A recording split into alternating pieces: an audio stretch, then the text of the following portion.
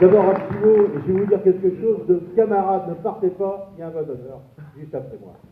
Donc, bah oui, les traditions républicaines et syndicalistes, les évidents qu'il faut savoir les respecter. Et puis quelque part, si vous faire une confidence, en ce qui concerne l'établissement de Nantes, en l'occurrence le CE, il m'a pu sur le ventre depuis de nombreuses années pour qu'il n'y ait plus d'obus 75. Eh bien, l'artillerie nantaise est toujours vaillante, puisque les obus 75, c'est-à-dire les bouteilles de 64 centilitres, sont toujours au CE, et juste avant le beurre, ils sont en fait dedans.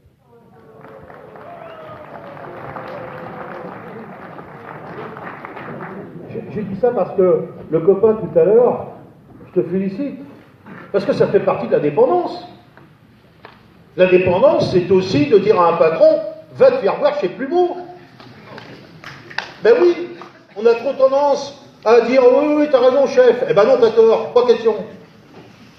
Tous les membres du conseil syndical d'Airbus Nantes et du syndicat de la métallurgie de Bougnay-Saint-Aignan de Grandlieu se joignent à moi pour vous saluer toutes et tous.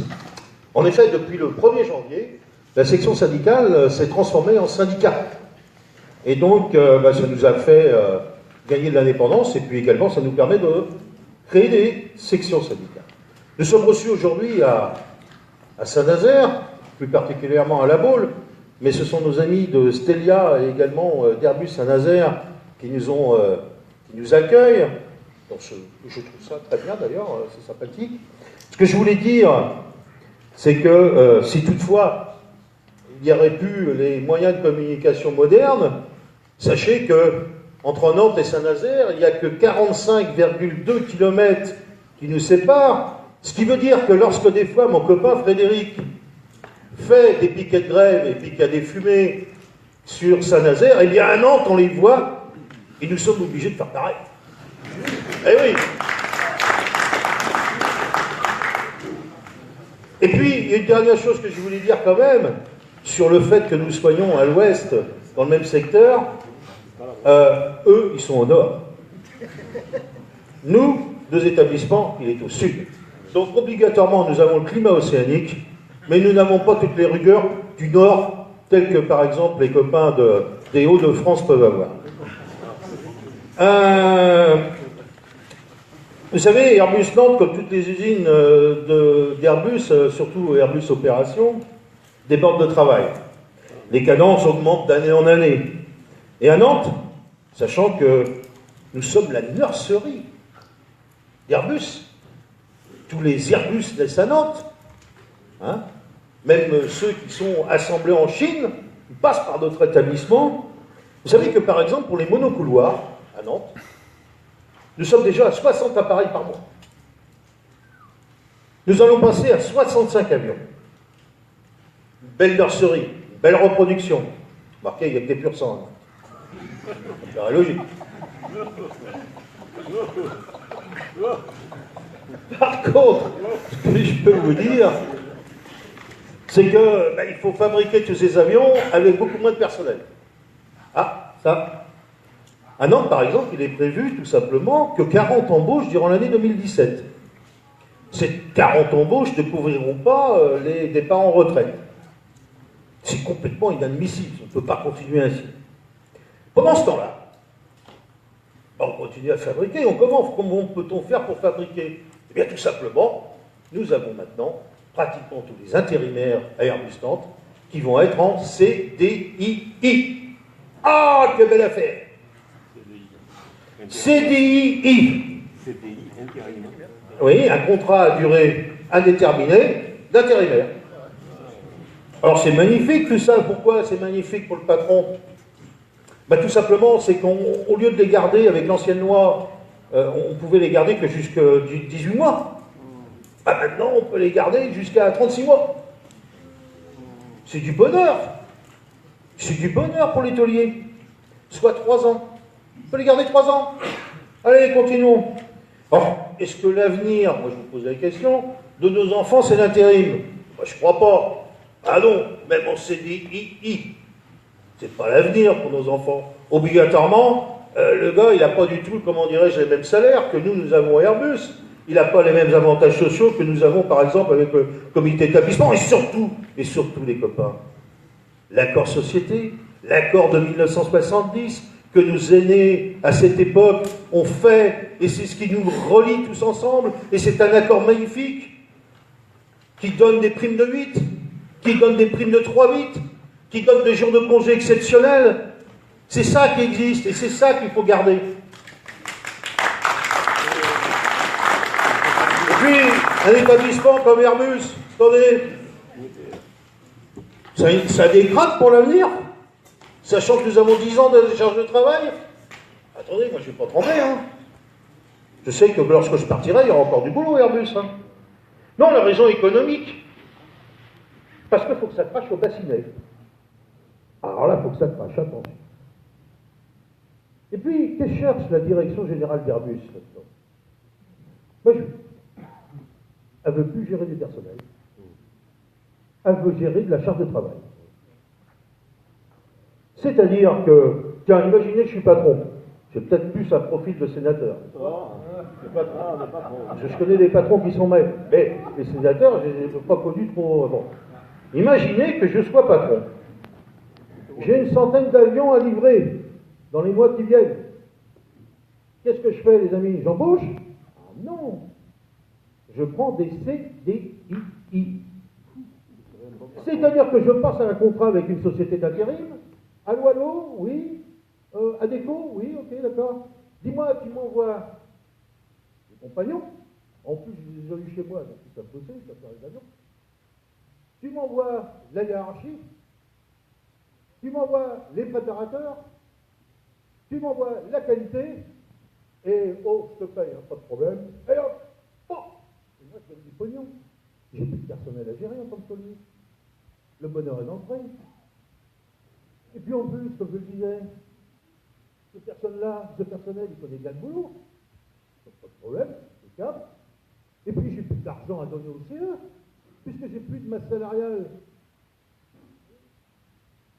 En plus que j'ai plus d'argent à donner au CA, j'ai plus ces enfoirés syndicalistes qui coffrent les bonbons tous les jours. Les problèmes sociaux, ce sont les boîtes d'intérim qui vont les gérer. Puis moi j'ai simplement un problème. C'est de trouver des charges, comment dirais-je, de vendre des avions, de les livrer en temps, en heure, et de gagner de l'argent pour les actionnaires. Et là, je vais faire du pognon, les actionnaires vont être contents, ils vont me donner des stock options. Et puis moi, je vais faire des en or.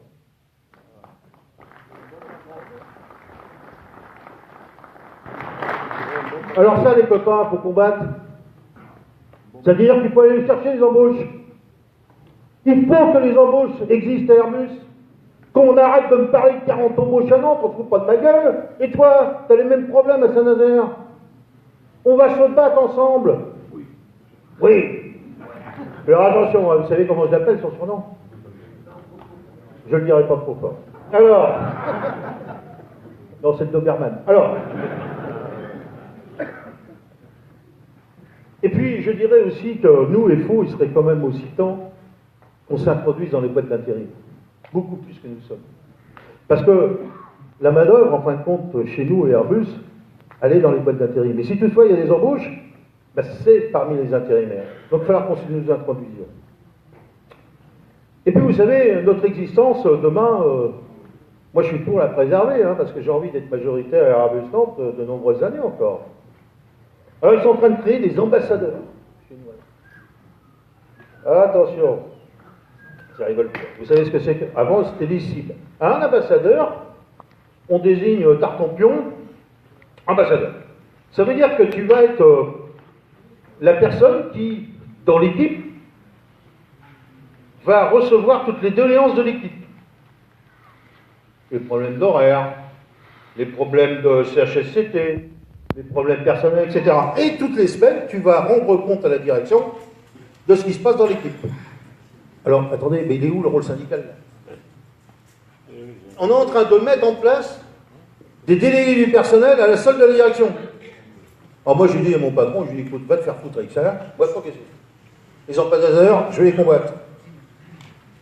Ah oui, parce que demain, on va exister où? Et puis quelque part, tu sais, Frédéric, en faisant ça, c'est une forme d'usine libérée. L'usine libérée de Saint-Nazaire, vous en avez entendu parler? Ben, nous, à Nantes, ils essaient de le mettre en place, c'est une sorte d'usine libérée. Et puis, ça, la CFDT, toute ça. Alors là, elle est contente, la CFDT. Alors là, elle a une demi-érection, la CFDT, chez nous. Alors là, elle est contente. Ben oui, parce que ça, c'est de la cogestion. Elle retrouve ses racines, la CFDT, là-dedans. Qu'est-ce qu'elle a? Bon, je n'irai pas plus loin. Et puis, parlons de l'alternance. Moi, je suis pour l'alternance. D'ailleurs, il y a de nombreux pays qui l'ont démontré, que les formes d'apprentissage, c'était quelque chose de sensationnel. Donc l'alternance, ça a démontré, et puis ça prouve quelque chose. L'alternance, c'est aussi le passage de témoins entre les générations, l'alternance. C'est quelque chose de formidable. Eh bien, l'alternance, maintenant, à Nantes, ça commence à se réduire comme peau de chagrin. Ça veut dire quoi? Ça veut dire que la taxe d'apprentissage payée par Airbus, elle est redistribuée aux écoles. Alors, qu'est-ce qui se passe? En plus, on ne les embauche pas, ces alternants. Alors, qu'est-ce qui se passe? Il se passe tout simplement qu'ils vont être alternants, on va leur apprendre les métiers aéronautiques, et ils vont être pris par nos sous-traitants, par les boîtes d'intérim. En clair, Airbus paye la formation pour les boîtes d'intérim et les sous-traitants. Mais c'est du gâchis financier, et tout ça, c'est en connivence. Derrière, il n'y a pas d'embauche. Une nouvelle fois, c'est du gâchis. C'est du pognon qui est donné à d'autres boîtes. Et nos enfants, pendant ce temps-là, ils ne sont pas embauchés, Airbus. Ils sont chez les sous-traitants, ils sont dans les boîtes d'intérim. Il faut arrêter tout ça, il faut qu'on le dénonce. Ce n'est pas logique. Évidemment, moi je regardais dans la presse là, cette semaine ou la semaine dernière, et d'ailleurs j'en ai fait un papier, au chantier de l'Atlantique, c'est juste à côté là, avec ces CI qui vont être achetés par les Italiens. 1800 €, ils ont les mecs au bout de 20 ans, en 3-8. Ah bah attendez, moi si les petits gars Airbus Nantes, ils avaient 1800 € net, en 3-8 au bout de 20 ans, ça fait depuis longtemps qu'ils m'auraient foutu la carte syndicale dans la gueule. Il faut bien réfléchir à tout ça. Et puis vous savez ce qu'ils nous disent, les ressources humaines? Bon, attendez, c'est une chance pour ces jeunes. Ils ont fait une formation à Airbus. Attendez, c'est sensationnel pour eux. Ils se foutent de notre gueule. Ils ont tendance quand même à nous prendre pour des cons. Hein. Il faut leur dire, hein, parce qu'en plus, les ressources humaines entre nous sont comme vous, les copains. Hein. Ils ont un contrat de travail. Hein. Et leurs gosses, qu'est-ce qu'on va en faire des ressources humaines? On croit tous qu'ils vont être chefs. Attendez, c'est pas une armée de Mexicains chez nous, il faut fabriquer des avions. Hein.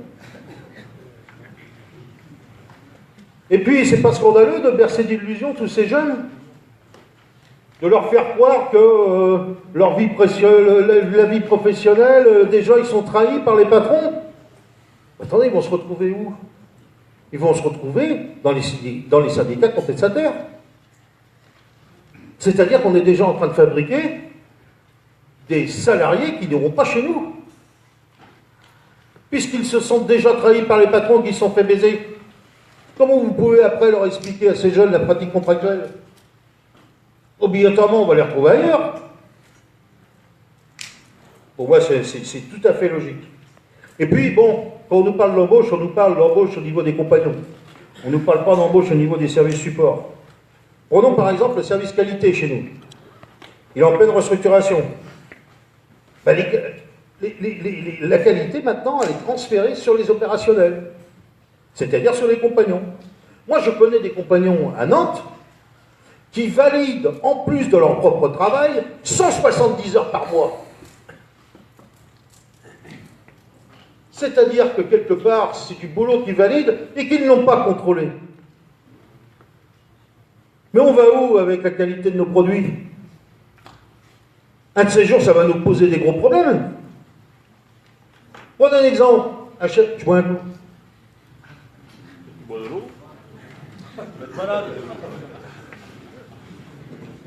Il faut savoir, des fois, boire de l'eau.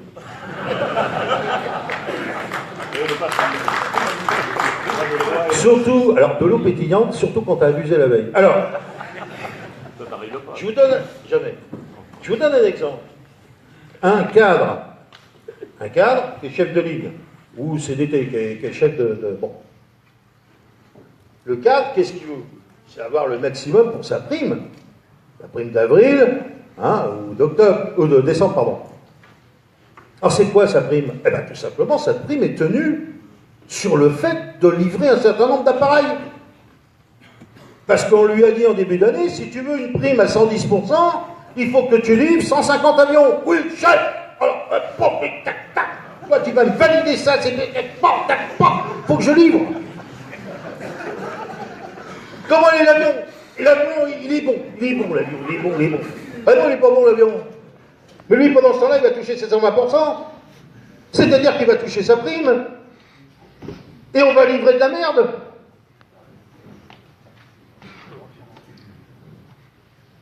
Quelque part, il faut qu'on se remette en question. Il s'en fout, le chef, là. Le coup des parachèvements à Toulouse et tout, il s'en fout. Ce qu'il veut, c'est livrer pour avoir sa prime. Autrement, quand il rentrait à la maison, Boban avait dit, oh, elle est où ta prime, là? Bah, j'ai pas livré. Bah, t'as pas livré, t'avais qu'à te faire à livrer.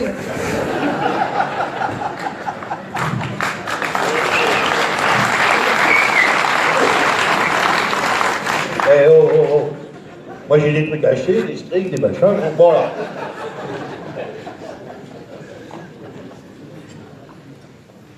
Alors, et puis, je connais même des chefs de ligne qui font du chantage à la rallonge. Ah, tu veux pas bastonner le dossier? T'as pas de rallonge. Ah, si, pas de bastonne. Alors donc, on livre de la merde. Bon. Non, il faut à tout prix que la qualité, elle garde son indépendance d'un Airbus. C'est de survie, je plaisante, là, parce que, vous savez, dans la vie, il n'est pas nécessaire d'être triste pour être sérieux.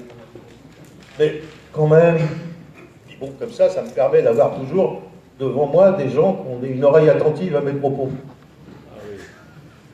Alors, je disais en préambule, qu'on n'a jamais livré autant d'avions. Du compagnon à l'ingénieur, tout le monde attend l'intéressement, la participation, ainsi que la négociation sur les salaires. Pour nous, l'intéressement, c'est réglé. Airbus, opération, 2500 €. L'année dernière, c'était 2542. Alors moi, j'ai rien. L'année dernière, on livre 688 avions. Enfin, l'année d'avant, je ne me rappelle plus, beaucoup moins 688. L'année dernière, on livre 688, mais on a moins que l'année d'avant.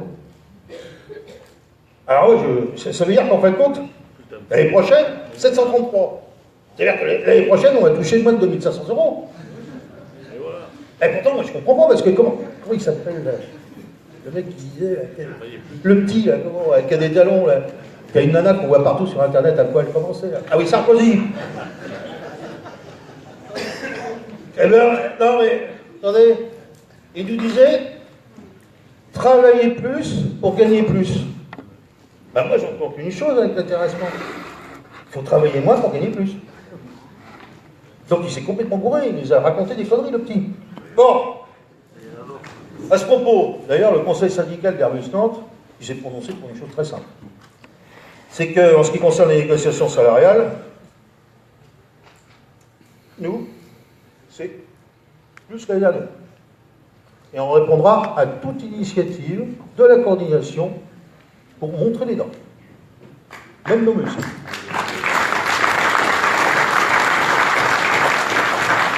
Et puis, vous savez, le conseil syndical d'Airbus Nantes, il y a un truc où il n'est pas d'accord.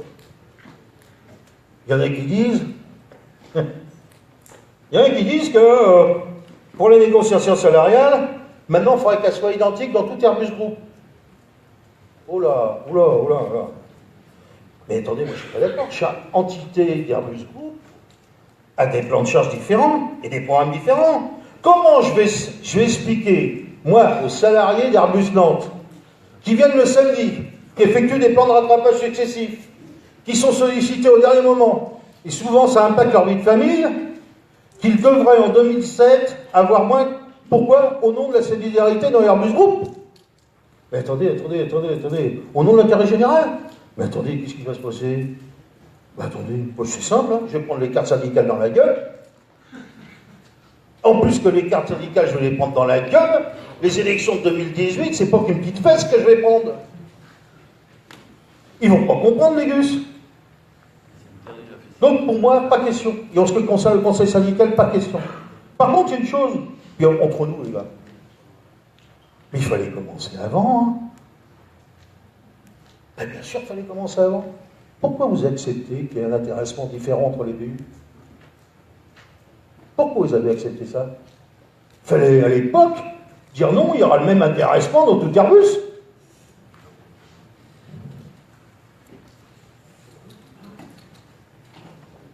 Alors, ce que vous trouvez anormal hier, on va le trouver normal aujourd'hui.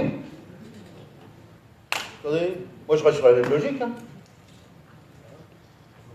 Par contre, je vais vous dire, je suis pour un cadrage minimum.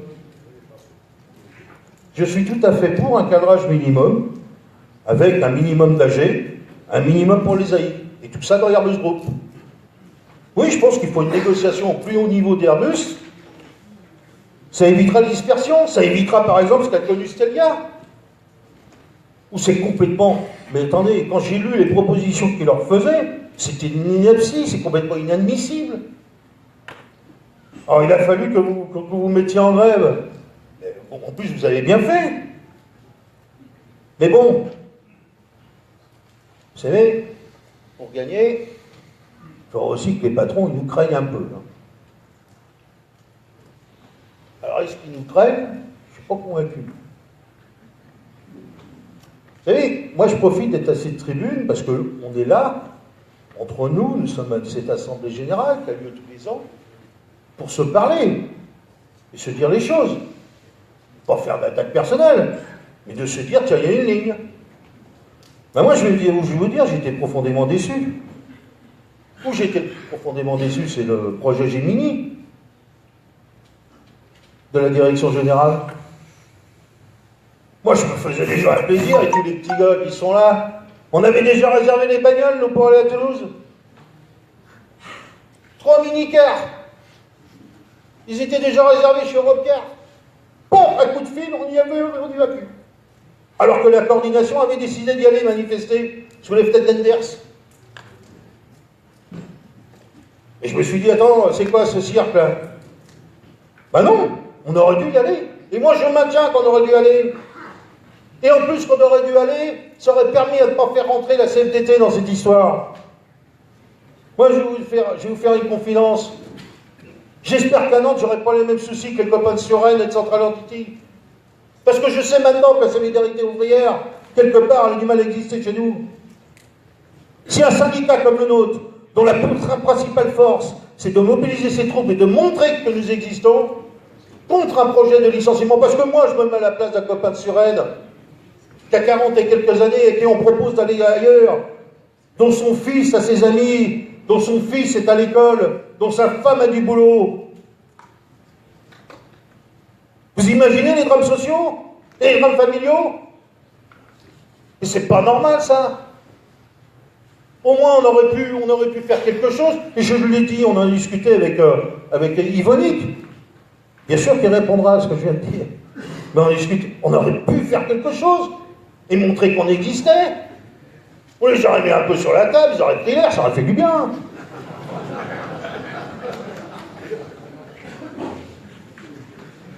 Vous savez, moi, je vais avoir 58 ans à la fin de l'année. Ça fait 37 ans que je milite. Donc je connais un peu la paloche syndicale, je bricole. Vous savez ce que c'est que ma liberté maintenant? C'est mon âge. Donc moi, j'ai pas de carrière à faire. Ma carrière est derrière moi. Ah, bon. Mais au moins, les copains, Power 8, on avait bougé. Moi, je me souviens d'avoir été à Méo de manifester. Je me souviens d'avoir pris, d'être venu en... J'ai même cassé une bagnole.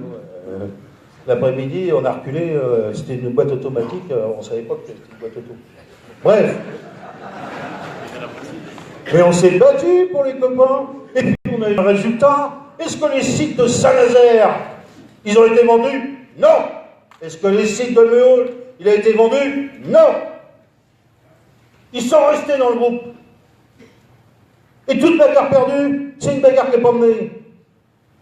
Alors il faut démontrer que nous sommes majoritaires. Il faut y aller. Il ne faut pas avoir peur. Attendez, il y en a un l'autre jour, la semaine dernière, là j'arrête de Guadeloupe, un de mes mecs qui avait un avertissement du conseil syndical parce qu'il n'avait pas mis sa casquette. On a été voir son chef, il a dit tiens, ton avertissement, t'es de chien. Enlevez-moi ça quand t'es pas de la vigne. Terminé. Ben oui, c'est comme ça qu'on faut se faire respecter. Vous savez, moi je ne suis pas un agriculteur. Alors, je ne suis pas du tout un agriculteur. Pas du tout. Mais bon, je ne suis pas tout le temps dans le consensus. Je ne suis pas tout le temps à chercher un compromis. Et puis, vous savez les amis, hein, je vais vous faire une confidence. À force de ménager la chèvre et le chou, ben moi je vais vous dire qui c'est qui va être le chou. Nous.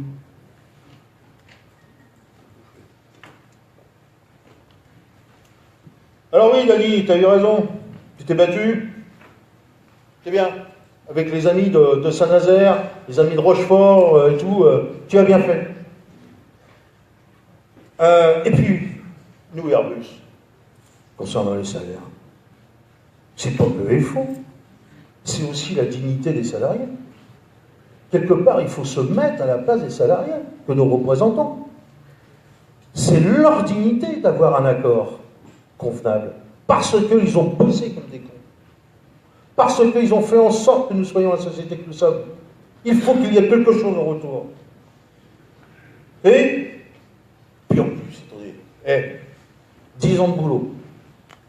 Qui a ça dans le monde, en Europe et en France?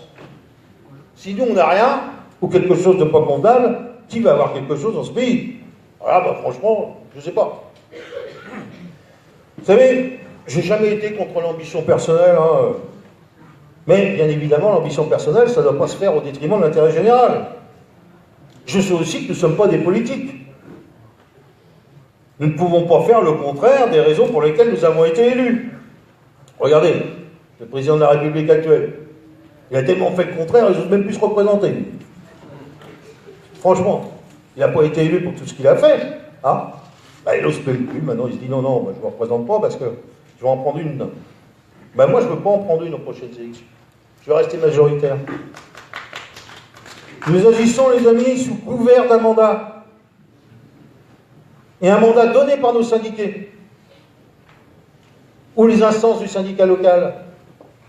Nous devons garder la confiance de syndiqués. Si toutefois, par exemple, nous sommes majoritaires dans certaines usines, c'est grâce à la confiance des syndiqués, c'est grâce à la confiance des salariés. C'est eux qui vous donnent votre mandat, parce qu'ils ont confiance en vous, parce que vous les défendez, parce qu'ils savent qu'avec vous, vous êtes capable de leur faire, comment dirais-je, d'augmenter leur niveau de vie, leurs conditions de travail. Et c'est ça important.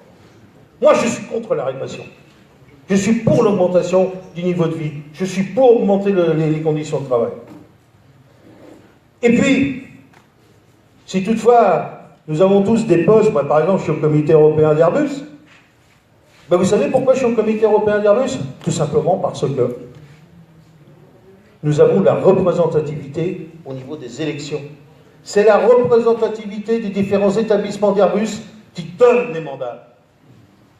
Si les syndicats, les sections syndicales prennent des branlées aux élections, il n'y aura plus de postes dans les trucs nationaux.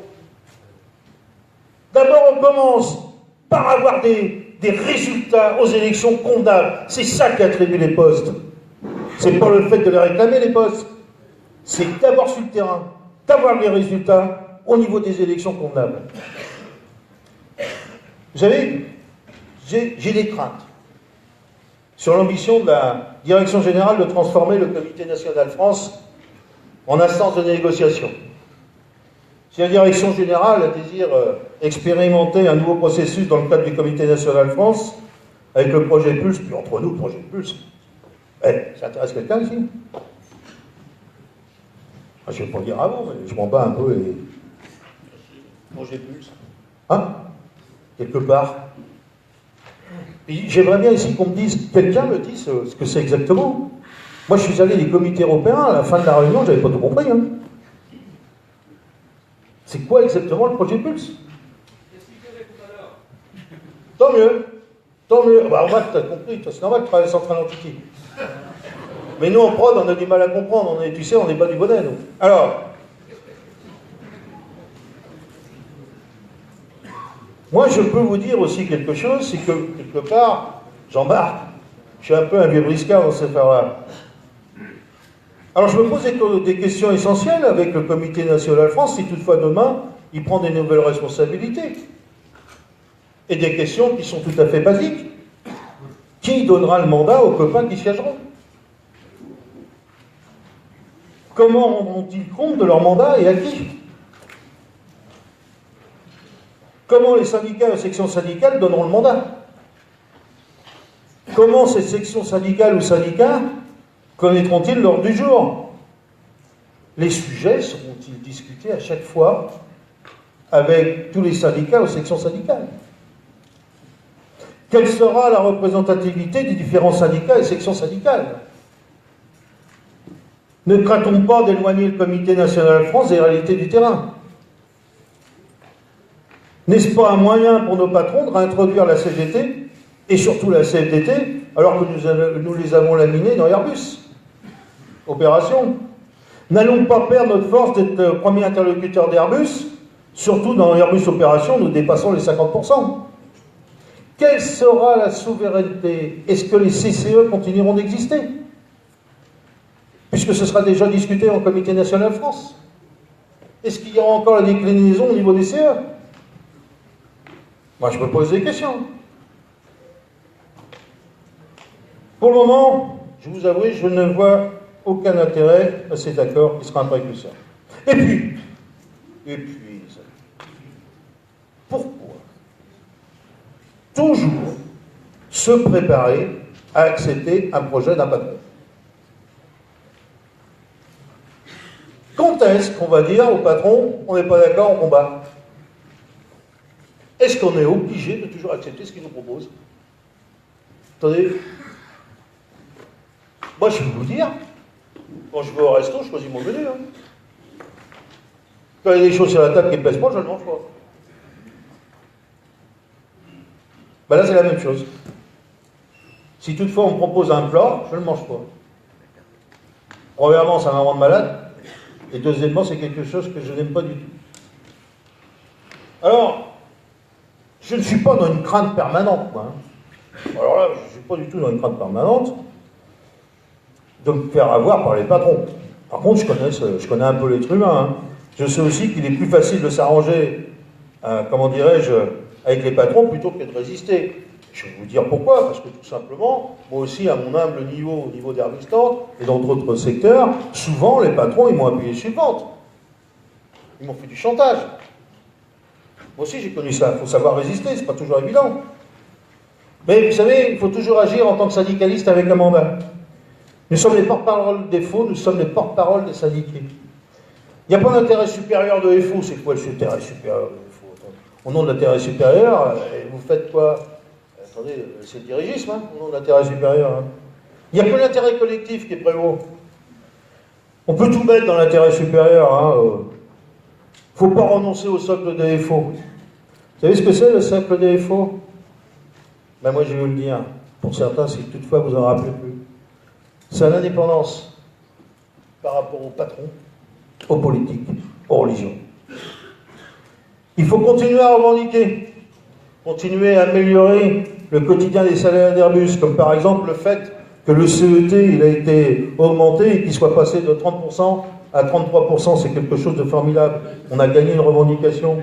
Il faut donc continuer à revendiquer, continuer pour peut-être une retraite Airbus, continuer à revendiquer l'augmentation de la prime d'ancienneté. Bref, il faut continuer à revendiquer. Continuer à être nous-mêmes, continuer à être un syndicat libre et indépendant, et ce, sans compromission, mais toujours dans le compromis. Vivre la fédération FO, vive la confédération, vive FO, et je vous remercie.